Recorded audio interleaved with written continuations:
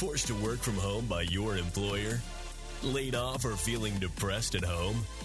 Do you want to make money working from anywhere? We'll show you how to do it from your couch. It's time for another episode of the Work From Home Show. Coming to you from their homes in Austin, Texas and Tampa, Florida, here are your hosts, Adam and Naresh. Welcome back to another episode of the Work From Home Show. I'm Naresh Vissa, along with Adam, my main man, one of my best friends, one of my colleagues, my former boss. Good to have you, buddy. Yeah, great to be back. Let's do this. Let's do it. And again, I know I've said this on previous episodes, but I'm just so thankful that we have this podcast, that we have listeners, all 19 of you. I love getting your emails. Emails are just picking up. It's wow. Yeah, I didn't think people emailed podcasts. I thought podcast hosts lied about that, but they really do email you. They really do email you, and we've started to get male listeners too. I thought it was all females for about a month or so, but the males are now starting to come out of the woodwork, starting to ask questions. Yeah, everybody's got questions. You may as well ask them. Yep. So thanks again, homies, homegirls, home trends, everybody out there. We really appreciate it. On today's episode, I want to talk about a topic. This is kind of an economics topic, kind of a theoretical topic, but it's very relevant to working from home and the future of your job, whether you have your own business or you work for an employer, but you still get to work from home. And we're going to answer two questions, and that is, what is the future of work and what is work? So what is work? Yeah. You know, we should that should be our outro music for this episode only. It would make a lot of sense. Or maybe I don't want to get sued. So, as a verb, work is the act of performing labor or engagement in physical or mental activity to achieve a purpose or result. Pretty straightforward. As a noun, work is a set of activities involving mental or physical efforts with the purpose of achieving results. So, based on these two definitions, Adam, let's start with the noun definition. It says at work, the purpose of achieving results. Have you worked in an office setting where people worked and didn't really achieve results? Oh, yeah. There are quite a few people in the places I've worked that I've wondered, what exactly would you say that you do here? Either that or what you say you do here doesn't seem useful. That's an easy, yeah. That's an easy yes. Easy yes. And as a verb and a noun. So you don't even have to be working in an office. If you have a remote position right now and you feel the really important piece of this definition is, are you achieving a purpose or a result? So if you currently have a job and it's a remote job and you work from home and you feel like you don't have purpose or you feel like you're not achieving anything or achieving a result, well, I've got some news for you. There is a very, very high likelihood that your job will not be needed. Where we are right now with all that's going on, there's a good chance that your job won't be needed within the next couple of weeks if you still have your job. And if you still do have it, there's a good chance it won't be needed within the next year or whenever that next recession hits.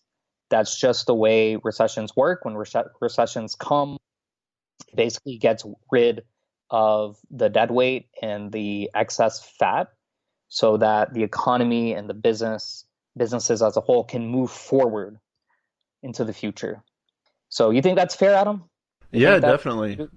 Definitely. Okay. I mean, if you can't see what value you provide to a company, it's going to be hard for the employer to see what value you provide to the company. I mean, that's just kind of the way the world is. And if you don't provide value, then sorry. Yeah, and we'll get into a little later what modern work is. So the whole work from home thing, starting your own business from home, I would consider that modern work, but we'll get into that a little more later. But first, I want to talk about what work is not. So the first thing I'd say is work is not a place. So people who use work as a place are people whose jobs will likely be replaced by technology, robots, offshored or outsourced contractors. These substitutes don't need a place to work and will overtake any physical place. As long as you're not talking about a service, like a service industry, So give an example. like a restaurant. I mean, it's got to take place in a specific spot. I would think that would be something that would fall into the category you were just talking about, wouldn't it? That's a good example, but I got a question for you, Adam. Yeah. Are restaurants open right now? No. Well, kind of. Kind of. Well, they're not very profitable right now, I can tell you that for sure. But really, here in Tampa, actually, restaurants are shut down. So we got a stay-at-home order from the mayor. So all businesses are completely shut down. The restaurants, the gyms, you name it. They were open until 5 p.m. previously, and you could get takeout and delivery after 5 p.m. But now everything is shut down for the next, I think it's like 10 or 14 days. So in this case, work is not a place. Unfortunately, those people who own the restaurants, they don't have work right now. And so the point that I'm making is I think we're going to see a major, major shift in our economy. I'm not saying that people are going to stop eating out. I'm merely saying that the way in which people eat, it's going to change. I can see where you're going. Let me give you another example. Just ask all the people who worked at Borders. You remember Borders or Sears? You remember Sears? Yeah. Sears was around 10 months ago, and I think it's completely gone. Like it's went bankrupt. But Borders, Sears, Barnes and Noble, people who say I'm going to work as if work is a physical place, I don't think they're going to be using that phrase anymore. And I'm not going to say it's going to happen within the next couple of years, but I think within the next 10 to 15 years, the idea of saying, oh, I'm going to work or I have to go to work, I don't think that's going to be a phrase anymore. Well, I think they'll say it, but it's just going to have a different meaning. Like if you say I'm going to go to work, it just means like I'm going to go to a different room and go to my spot. I think it's so ingrained in society at this point, it'll shift its meaning just to be that. I would think. Good point. I've never said that. I've never told my wife I'm going to go to work and then walk to the room next door and start working. But like you said, it absolutely, we don't know. 10 to 15 years, a lot can happen. And I could see that. And so even like pharmacists, that's a physical place. And I know several pharmacists who recently graduated and they are struggling to find jobs because that's a job that can now be automated by computers. And I think it's only a matter of time until Amazon gets involved in the pharmacy space, as is. I love this pharmacist here locally or a pharmacy here locally where it's almost all digital. Like you just upload your prescription or you get your doctor to call in. Your insurance information's already filled out, so they have all that. And then like within 5 hours, they deliver the medication to your doorstep. You don't even have to go anywhere. I have a feeling it'll go to where there's kind of a combo where it'll be like because time you get it. So I think it'll be something along the lines of you order your drugs and then you have like a teleconference with the doctor where they just kind of go over some stuff and give you the rundown. And then I could see that happening. You get it delivered, but you have a 5-minute teledoc appointment beforehand. I could see that happening pretty easily. Yeah. Yeah. Well, we've seen like literally within 1 year, the taxi industry just went down the tube because of a disruption. And I could actually see the pharmacy industry. I could see that happening. Oh yeah. Because you'll be able at that point, one pharmacist could do the job of like 20. Yeah. Yeah. So it's not just pharmacists, but I think people who physically work at hospitals too, my wife included. I'm not as familiar with the nurse anesthetist space, but yeah, they have to be there. There's no getting around that. I wouldn't want a computer or something dictating how much of medication I get in order to keep me asleep and breathing. Really? Yeah. I am the opposite of that. I don't want a human doing that. I want the technology to be correct because I just trust technology for everything. And when it comes to even these autonomous vehicles that are going to be out within the next 6 years, I absolutely can't wait until they come out, because I think the number of accidents are going to fall, are going to really decline. Cars can't drive drunk. They can't get tired. You can just kind of sit back and relax. So I'm very, very pro technology. And I am too.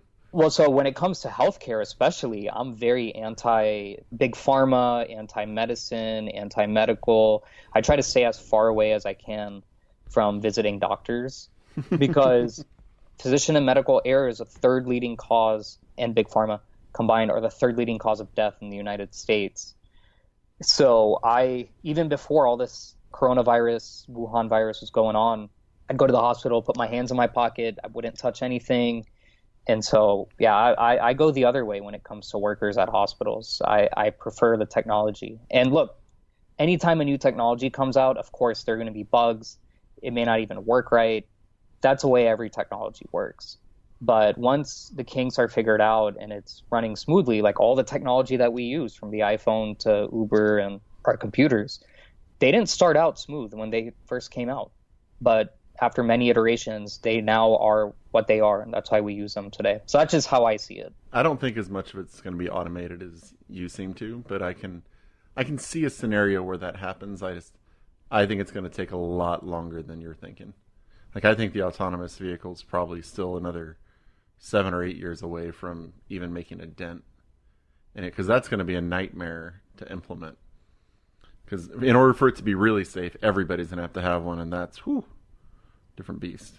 Well, I'll say last year, my wife and I went to Vegas. So this was already a year ago. And we were in a fully autonomous vehicle. So Lyft was using Vegas as a test market. I think they were using like Vegas, New York, and maybe like I'm sure San Francisco. And so you had to pay like $2 extra for the ride to make it fully autonomous. So I was like, let's do it. So I ordered an autonomous vehicle on Lyft. And there's still a guy in there because they're beta testing. They still want a guy in. Well, I think legally you have to still in the United States.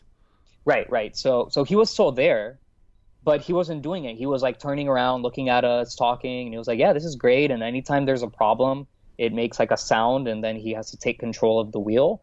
But for our entire ride, it was fully autonomous, and that was a year ago. So I think I said 6 years or so, I think we'll be seeing this in place, and all the auto manufacturers are working on it. It's crazy how many open jobs there are trying to find people who are experts in this field. I mean, talk about changing the way things work. Now you're going to have to have a computer degree and coding background just to work as a mechanic. It's going to change that considerably. You're going to have a whole generation of people who've been educated one way who now have to either find a new profession or learn a completely different skill set. So I mean, this is the way work shifts. And so if you are in that route, if you are a mechanic or somebody who as technology is going to change, that your job is going to change, you either have to get ahead of the curve and start learning the things you think you're going to need to learn, or you need to start looking for other ways to make money. Yep. And that's part of the reason why we started this show. So again, work is not a place, and people who do call it a place, just my opinion, I just think that these people, they don't have control over their work. It's more of an obligation. Oh, I have to go to work. It's like they have to do it for whatever reason. What amazes me right now is, you and I, we met at a radio station. I can't believe I'm seeing pictures of people who still go into the radio station to run the board for these shows. I'm like, what? Why? I haven't seen that it's been a while since I've worked in AMF. I haven't seen that probably since 2011. Yeah, I mean, you remember Brent, right? Yeah. Yeah, he's posting pictures of him in the radio studio running the board, doing the hosting. And I'm like, why do they still have people come into the station to do that? Like, everything you don't need that. You can just log in remotely and run it through your computer, and there should be no need to go in there. I mean, these are things that your radio DJs shouldn't have to come into the office. They can do that from home. It's a whole different world. And I mean, the industries like that, they're so slow to change. And this situation, the places that have been slow to change, the coronavirus quarantine all of this is just going to speed everything up. Yeah. I mean, because you're going to have all these people look at, because think about it, if you're a business and you're semi-essential and you have to have employees come into the office and they get sick, and there's a possibility that they got sick at work, whether or not they did, first off, you're going to feel bad. But second off, you're going to open yourself up to liability. You know, you don't want your employees having to come into work if there's something like this going on. So employers are going to be looking at any way possible to get out from under this. And so they're going to start looking at alternatives like working from home or finding some new technology to replace you. They're already doing that, and this Wuhan virus is giving companies an excuse to make that shift, to make that transition. Mm-hmm. So the AM/FM stations, I'm telling you, Adam, in 10 years from now, if this podcast is still going on, they're not going to be around. No. Like those board operators, it's not going to be there. And in fact, AM/FM may not even be around. I think as long as we have cars, they'll still be around. I don't know because the ratings just keep declining. Yeah, but you got a captive audience. I don't listen. In fact, I don't know anyone who listens to AM/FM. I do. Maybe my parents, but I listen to podcasts through my phone. I listen to my Spotify. So yeah, it's been a while since I've done AM/FM radio. You're just too good for it. All right, well, we're going to stop it right there for now. Thanks, everybody, for joining us for this episode of the Work From Home Show. Check us out at www.workfromhomeshow.com. That's www.workfromhomeshow.com. Sign up for our mailing list to get a free copy of Naratia's book, 50 Shades of Marketing. We will be back on Wednesday with more talk about what is work. And until then, keep on working from home.